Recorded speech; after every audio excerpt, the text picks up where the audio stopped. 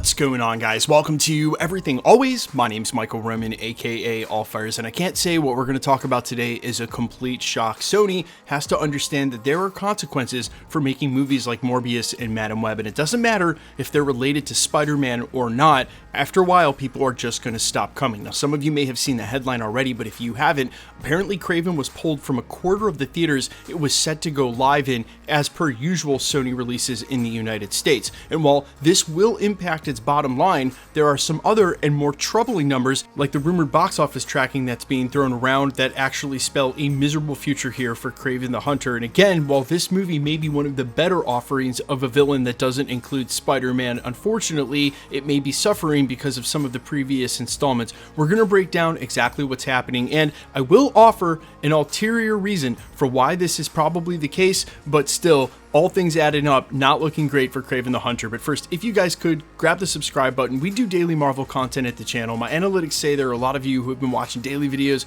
maybe haven't subscribed yet, which is totally cool. No worries at all, but I would just kindly invite you to do so, as it's super important for the algorithm. And if you're watching the videos, you might as well be subbed, because that's how you're entered to win the PS5 giveaway at the end of the month. We'll get into the giveaway stuff at the end of the video. Okay, so according to reports today, apparently KRAVEN has now been limited to 3,000 theaters domestically in the United States, as opposed to, say, something like Morbius or Madam Web that were shown in over 4,000 theaters, about 4,200 to be exact, meaning that a quarter of the theaters that KRAVEN would have played in reportedly are not available to the film. Now, is this going to impact the bottom line? We'll talk about that in a second, but the truth is that this is more about the theaters than the film itself. They have films that are currently being shown, like Moana 2, who I just took my daughter to see the other day, or say like Wicked, that are bringing in box office numbers. And for every theater that they use for KRAVEN, they can't use it for one of these showings for these films. Some of you may have seen that Interstellar actually sold out with some of its recent in-theater showings. So there are movies that are still bringing people to the theaters. And if they have to allocate 1,000 screens, say, that KRAVEN lost to KRAVEN, and no one comes to see the film, it's actually a double whammy, because not only are they not making any money for an empty KRAVEN theater, but they're losing the money they could have made if they showed Wicked, Moana, any other film where people basically bought tickets. And we are smack dab in the middle of the holiday season, a time when people, at least in the United States, traditionally go to see movies. And so really what this is about is theaters looking at their bottom line and knowing they're probably going to make more money if they don't show KRAVEN. Now, it may be suffering because of what just happened with Madam Web and Morbius as well. With those numbers being so low, they may be taking an unfair look at KRAVEN.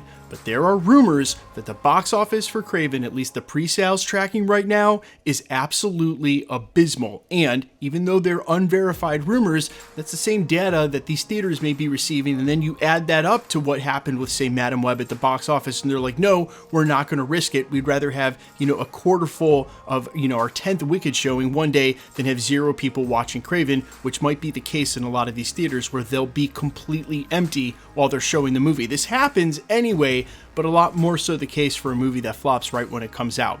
Now, I said during the prologue there might be another reason for this, and it is important to mention that, of course, KRAVEN is rated R. And as I just said, during the holidays, people go out to theaters, families go out to theaters. This is not exactly the kind of family film that's going to inspire you and your wife and the kids to go out to a movie theater when you could just go see Wicked instead, or Moana 2, which are going to draw a lot of the family element out. People don't go to the theaters, more than once or twice a month anyway. They're not going to go back to see KRAVEN if their one outing this month has been, say, Moana 2 and for the kids. A lot of reasons that theaters probably are like, hey, you know what, an R-rated action thriller that might not do that well anyway, that has terrible pre-numbers, you know what, let's not even risk it. Let's just put out something that's, again, a lot safer of a bet. Now, what this means for KRAVEN is unfortunate, because like I said, if you compare what we've already seen of KRAVEN, what people are saying about the film, to something like Morbius or Madam Web, it's undoubtedly going to be miles ahead of that. Not that that's saying anything, because Madam Web and Morbius set the bar so absolutely low, but it's probably not going to be the horrible film that the box office numbers may say that it is. People might not go see this, unfortunately, but there were a lot of people who didn't go see the Marvels, and then when it came out on Disney Plus, capitulated and say, hey, you know what, this movie wasn't bad at all. It really wasn't. People just didn't go see it. This is the unfortunate reality of theater releases right now versus being able to see things at home, and especially so soon on Disney Plus or these streaming services after they flop at their respective theater release in the case of Sony's Madam Web and Morbius.